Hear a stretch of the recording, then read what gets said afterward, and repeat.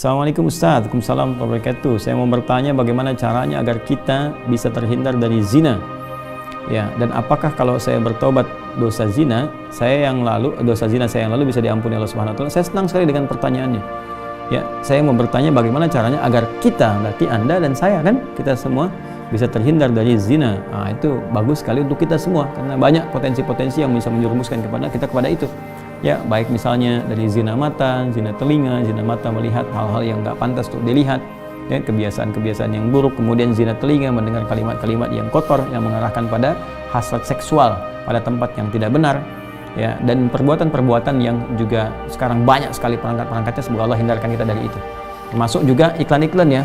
Saya tuh sering kalau lihat misalnya baca ada komentar tunjukin admin, kan, oh, kenapa Ustaz ini kok ceramah tapi iklannya snack video? Itu kan algoritma YouTube dari kebiasaan Anda. Jadi kalau Anda kebiasaannya lihat yang begitu atau klik yang begitu, datangnya seperti itu. Tapi kalau Anda kliknya misalnya yang baik-baik, ya, atau iklannya muncul ketika ada, itu kan dari kebiasaan Anda buka kan, itu algoritmanya tersusun dengan kebiasaan kita buka laman apa dan sebagainya.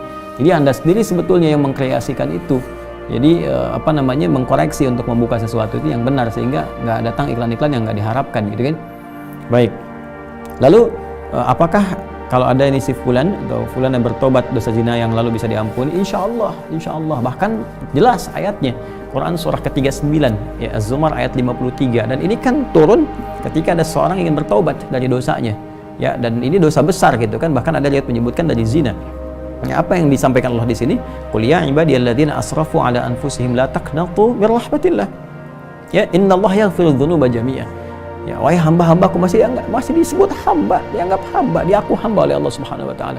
Ya, kata Allah, "Hei hamba-hambaku," katakan Muhammad SAW kepada hamba-hambaku yang israf berlebihan.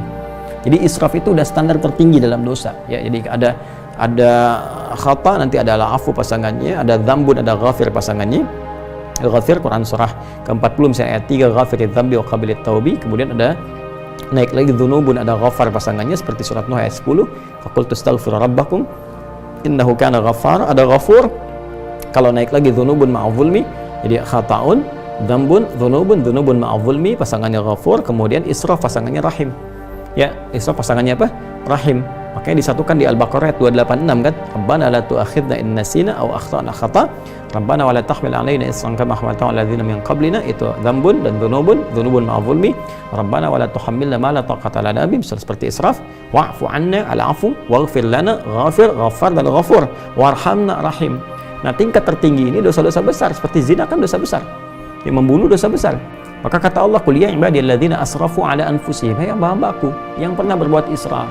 Mungkin ada sebagian yang pernah zina, pernah membunuh, dosa-dosa besar, ya, pernah korupsi, mau tobat dan sebagainya. Masya Allah, ya, alhamdulillah, dia mau tobat, mau kembali karena mungkin doa orang tuanya, doa sekitarnya, kesadaran dirinya, kan? Kemudian la taqnatu min rahmatillah, jangan putus asa dari rahmat Allah Subhanahu wa taala. Innallaha yaghfiru dzunuba jami'a. Allah akan mengampuni dosa-dosa itu seluruhnya sepanjang kamu mau tobat. Sepanjang mau tobat. Makanya Allah itu sangat menyukai orang-orang yang tobat dan berusaha kemudian kita mendekat kepada Allah. Dan Allah pun berikan jalan sampai titik terakhir dia, sampai nyawa di kerongkongan. Kan yang paling viral itu kisah Fir'aun, kan? Ya, Fir'aun, Allah menerapkan keadilan, memberikan contoh kepada kita. Ini Fir'aun, se-Fir'aun-Fir'aunnya, ya, yang merasa paling kuasa, hobi bunuh orang dan sebagainya, zalim dia, masih diberikan kesempatan untuk tobat dengan diberikan bimbingan dari dua nabi. Kurang apa coba Musa dengan Harun? Ya, diutus untuk Fir'aun. Ya, idhaba ila fir'auna innahu tagha. Datanglah kepada Fir'aun, dakwahi dia dengan penuh kelembutan. Dia sudah mulai menyimpang. Jadi bukan masalah kekuasaannya yang salah. Kekuasaan silahkan berkuasa, nggak ada masalah, gitu kan. Cuma ketika menyimpang dari kekuasaan, ingatkan, kata Allah. Diingatkan itu karena sayang. Kalau nggak sayang, dibiarin. Ya, oke, kalau ada ulama bisa mengingatkan, ustaz mengingatkan, kita yang keliru dan sebagainya, nggak usah marah. Kan? Nah, kalau kebaikan kita terima dengan cara yang baik dan mengingatkan pula dengan cara yang baik. Karena kalimat Qur'annya faqul lahu qawlan layyina, katakan dengan cara yang lembut. Ya, supaya dengan kelembutan itu la'allahu yatadzakkara aw yakhsha, mungkin dengan kelembutan itu dia sadar. Ya, ingat kembali bahwa keliru, dia khawatir, dia takut dengan Allah Subhanahu wa taala. Jadi Firaun pun dapat diberikan petunjuk oleh Allah dengan dua nabi, bayangkan, cuman dianya yang nggak mau.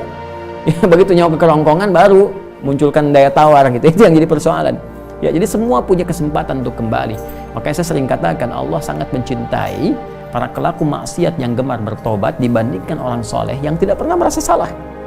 Ya, Jadi saya support teman-teman saudaraku ini atau saudariku, ya kembali kepada Allah, ya, dan tutup semua, jangan diungkap kemana-mana. Kalau sudah berdosa, taubat kita kepada Allah, minta maaf kalau terkait dengan hak-hak manusia.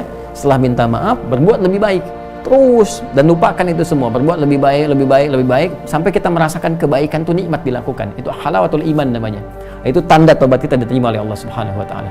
Tanda taubat itu kan ketika kita menyesali, mengakui, menyesali, kemudian ada rasa nggak enak untuk mengerjakan lagi atau bahkan mendengar, ya ini saya nggak mau dengar, acara-acara gini sudah nggak suka dan sebagainya. Terus berganti jadi kebaikan, nonton yang bagus-bagus, bacaan yang baik, enak sholat dan sebagainya. Itu tanda taubat kita diterima oleh Allah Subhanahu wa taala.